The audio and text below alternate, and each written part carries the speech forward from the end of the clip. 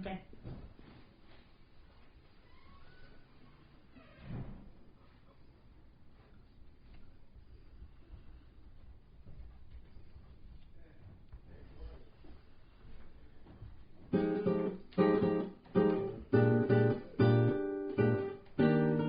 This is Laverne's Writing Workshop, where the discussion of writing lives in the question.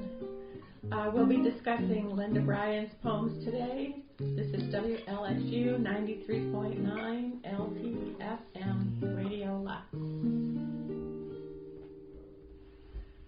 I'm Laverne Zabilski, and I'm excited to be here recording in my studio at the Louis Gart newly renovated warehouse for galleries and studios. So I have a nice large table we can sit around and talk about writing and sometimes do writing workshops. So let's see who else is here to talk about Linda's poetry. I'm Jennifer Barraclough, and this is the middle of April, so I'm in the thick of National Poetry Writing Month, trying to write a poem every day. And I do read every day all the time, but I try to write at least one a day. Awesome. I'm Joe Anthony. I just finished my own exercise of 30 poems in 33 or 4 days, and rereading them, it's amazing to me. Poem 15, for example, I only gave them numbers, is like 10 years ago. And it was a week or two ago.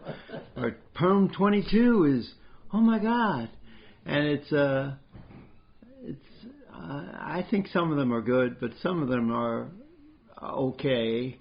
But they're all really intense revelations of what I was thinking and feeling, and I might do it again. Sounds good. I'm Linda Bryant.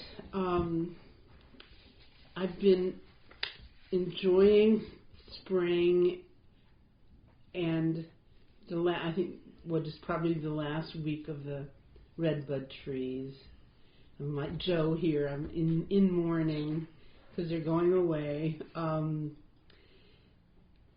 have been writing a lot, sort of with this new missive that I'm going to write about things that are hard to write about or that I've been avoiding writing about. So that's taken me in some interesting places.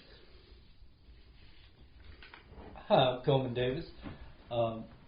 And I've been started a daily poetry thing too, just haiku. I've been writing a haiku each day, and that's been easy. I'm also still working on, we actually workshopped one of the sonnets that I wrote. I'm still working on getting 7 sonnets in my conversation with E. Cummings, and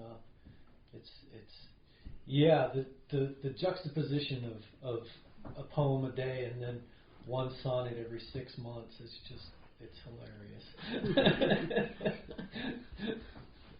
I'm Larry Cove.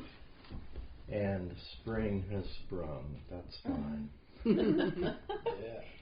Hi, this is Kimberly Miller, and I'm enjoying spring like everybody, and I'm also in a place of transition, of which I guess a lot of us are, trying to figure out how to make life in Tennessee and Kentucky, at least for a while. Sounds good. Well, I love hearing all the writing that's going on, and we definitely need to get another anthology together of some of our work and some of our guest work. So hold me to it, you guys. Let's get going on that.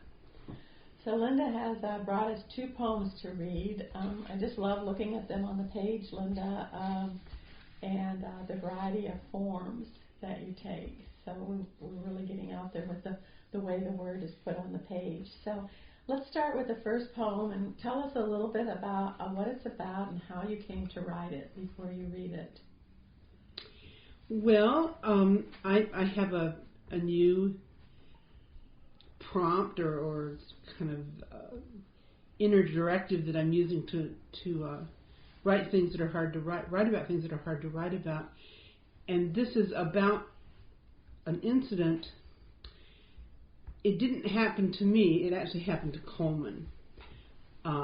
but I've been trying to write about it ever since it happened. It's been several years ago, probably 20 years ago. But it's a difficult topic about a difficult subject. So I just said, okay, I'm going to find an approach to write about this topic. So this is kind of where I ended up. All right, let's hear it, please. Let's see. There's one thing. It's like you have two different voices in this poem, and you designate that with italics. So how can you designate that voice, since our audience won't be able to see the italics? Well, how about if my voice sounds deeper and a little bit more southern male, a little bit more deep, more like a male, southern male, that'll be the person talking. All right, and maybe a little longer pause before that voice enters in. Yeah, good idea. All right, great. Okay. The title of the poem is Overheard. At the boat ramp, two men whisper.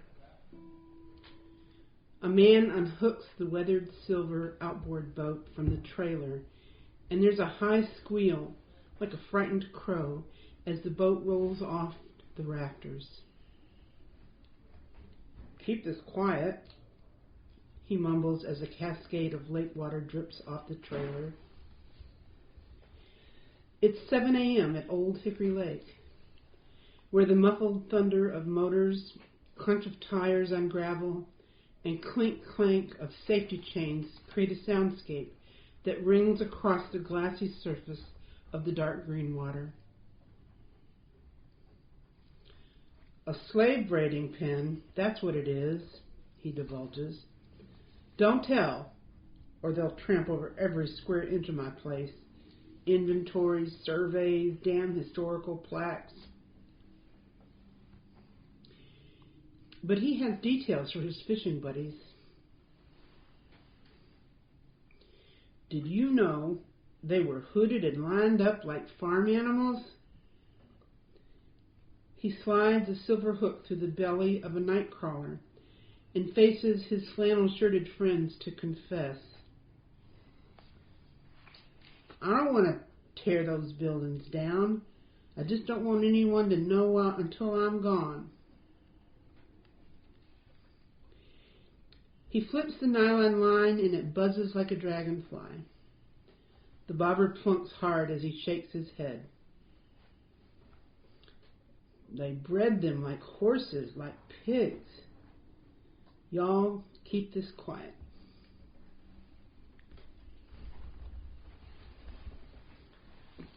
All right, let's give Linda some statements of meaning, affirmations as far as things that we liked about how she presented her ideas, especially dealing with uncomfortable issues.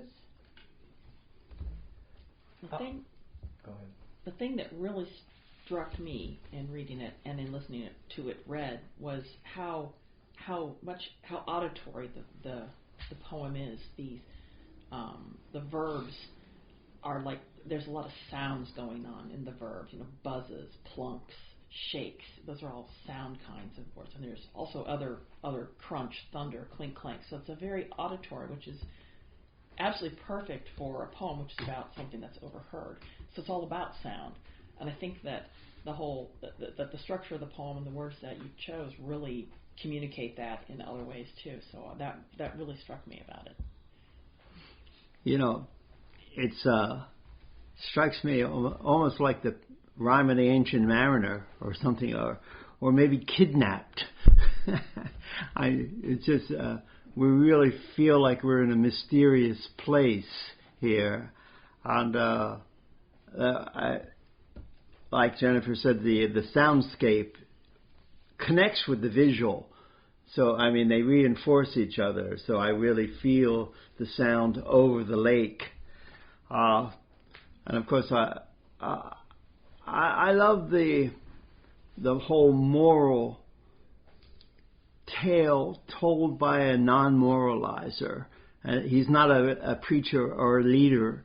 He's not immoral necessarily, but he's not a person who will point out our morality. We overhear some morality almost inadvertent.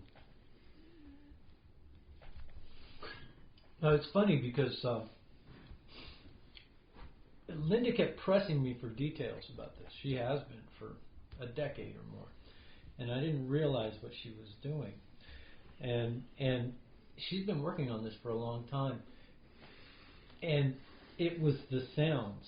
When I first saw it completed and first looked at it, and it was exactly what Jennifer said. She really, and she pushed and pushed and pushed until, like I gave her that detail, and it was like, and now I see she got it. She got what it felt like to be there. And growing up out west, I didn't really have any experience. I didn't even know slate reading pens were a thing. And so it was like that, the lake and the sounds and everything. It's all mixed in there. And I love what she did with it. It's amazing. I will say that it, somewhat when you're writing like this, it's on somewhat of a unconscious basis. But I was consciously hearing, placing myself at this spot at the lake and with the sounds. Like that was kind of what got me into the poem too. It's like I could hear what was going on, including the whispers. But the sounds of the motor and the waters and all that. And it's like that's kind of, I don't know, that seduced me into the poem.